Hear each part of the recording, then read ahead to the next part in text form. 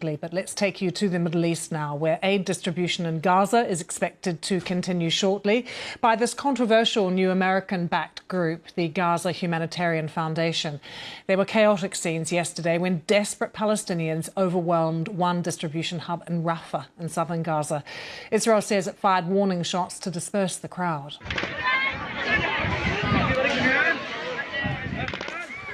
What we're now hearing from the UN is that at least 47 people were injured in the ensuing chaos, many sustaining gunshot wounds as well. The group has been criticised by the UN and others as a waste of resources.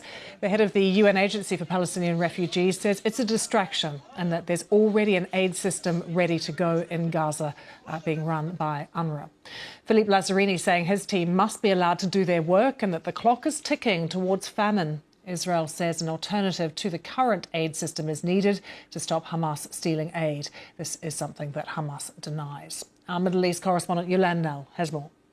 We know that basically a large number of people, hundreds of thousands according to some estimates, started heading towards this centre which is in Rafah, in the very south of the Gaza Strip, in an area that's under full Israeli military control. There had been reports, word had got to them that some Palestinians had managed to successfully get these food boxes despite some of the Hamas threats that had been circulating, despite the fact that they had been very worried about the Israeli security controls there.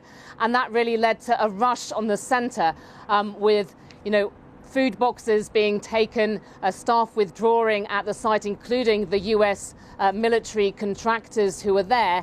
And also, even tables and chairs were stolen, apparently. Then the Israeli military said that its troops opened fire. And we've just heard from the UN Human Rights Office that at least 47 Palestinians were injured, it says, most of them due to gunfire. So these scenes of chaos, but still at the end of the day, the assessment given in the Israeli media from the Israeli security establishment is that this was a blow to Hamas and that things went successfully. The Gaza Humanitarian Foundation saying that 8,000 food boxes were given out and that there weren't plans to change this mechanism.